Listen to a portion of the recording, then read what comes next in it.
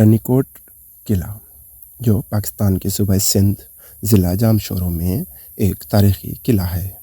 اسے the great وال of Sindh بھی کہا جاتا ہے۔ 1993 سے یہ یونیسکو کی مجوزہ عالمی ثقافتی ورثے میں شامل ہے۔ یہ دنیا کا سب سے بڑا قلعہ ہے۔ اس کا دائرہ تقریباً 32 کلومیٹر یعنی 20 میل ہے۔ اس قلعے کی تعمیر کے بارے میں بہت سے آثاریاں ہیں، مگر یہ بات یقین سے نہیں کہی جا سکتی کہ قلعہ رنی کوٹ کی بنیاد کس نے اور کب رکھی تھی اور کس دشمن سے بچنے کے لیے رکھی تھی، چونکہ یہ معلومات تاریخ کے اوراق میں دفن ہو چکی ہیں، شاید ہمیشہ کے لیے۔ تاہم محکمہ آثار قدیمہ کی کھدائی کے دوران ملنے والے اشارات سے پتہ چلتا ہے کہ یہ 2000 سال سے بھی بہت پہلے تعمیر کیا گیا تھا۔ مگر حیرانی کی بات یہ ہے کہ اس قلعے کا ذکر تاریخ میں صرف اس وقت سے ملتا ہے جب میرپور خاص کے میر شیر محمد تالپور نے 18ویں صدی میں اس قلعے کی مرمت کروائی اور اس قلعے میں ایک اور چھوٹے قلعے میری میں رہائش اختیار کی۔ قلعہ رنی کوٹ کے کھنڈر پر نظر پڑتے ہی انسان حیرت میں کھو جاتا ہے۔ پہاڑوں کے درمیان واقع یہ قلعہ بالکل دیوار چین کی مانند تھا۔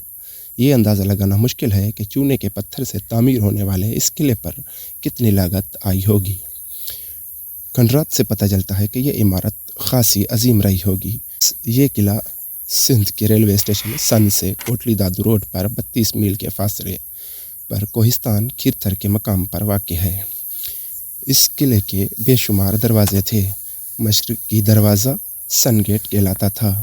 اس کے سامنے دریائے رنی واقع ہے جو سال کے بیشتر حصہ خشک ہی رہتا ہے اور صرف برسات میں بہتا ہے۔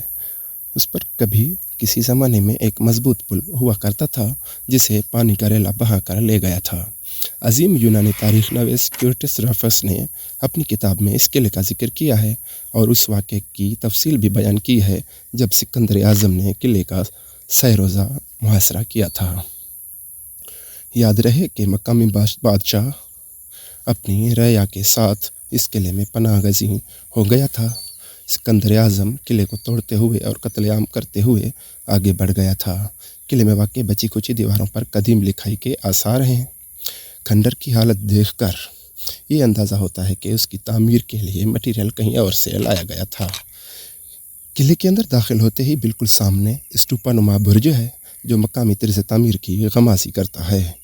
تھوڑا سا آگے بڑھے تو دائیں حصے میں ایک مسجد کے آثار ہیں۔ اس کے میناروں اور گنبد کے بعض حصے شہید ہو چکے ہیں۔ قلعے کی شکل چوکور نما ہے اور یہ 45 مربع میل کے علاقے پر پھیلا ہوا ہے۔ قلعے کی وسط میں ایک چھوٹا سا قلعہ نما کمرہ تھا جو اونچی جگہ پر واقع تھا اور اس کو میری کہا جاتا تھا۔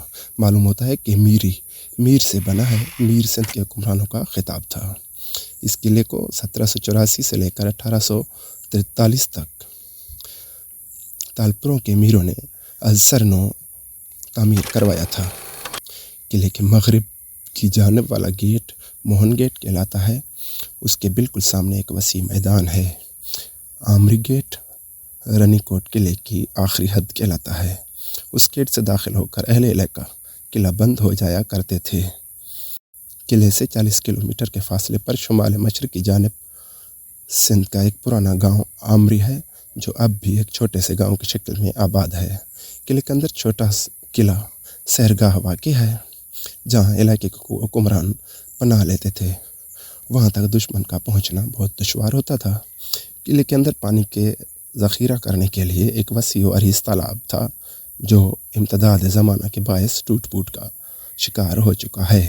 تاہم بارشوں کا پانی اب بھی اچھی خاصی مقدار میں اس کے اندر جمع رہتا ہے۔ ایک وہ وقت تھا جب قلعہ فوجیوں کی بھاری بوٹوں کی آوازوں سے مانوس تھا، مگر اب بالکل ویران حالت میں پڑا ہے۔ کبھی اس کی راتیں جاگتی تھی، اب دن کے وقت بھی راتوں کی طرح اندھیرا بسا رہتا ہے۔ قدیم پہاڑوں کے درمیان واقع قلعہ رنی کوٹ تاریخ کا ایک خاموش گواہ ہے۔ اگر اس کی خاموشی کسی طور ٹوٹ جائے تو یہ لازماً ماضی کی انگنت شان و شوکت کی داستانیں بیان کرے۔ یہ ان بہادروں کے کارناموں کو ضرور اجاگر کرے گا جنہوں نے اپنے وطن کی حفاظت کے لیے جان آفرین کے سپرد کر دی تھی۔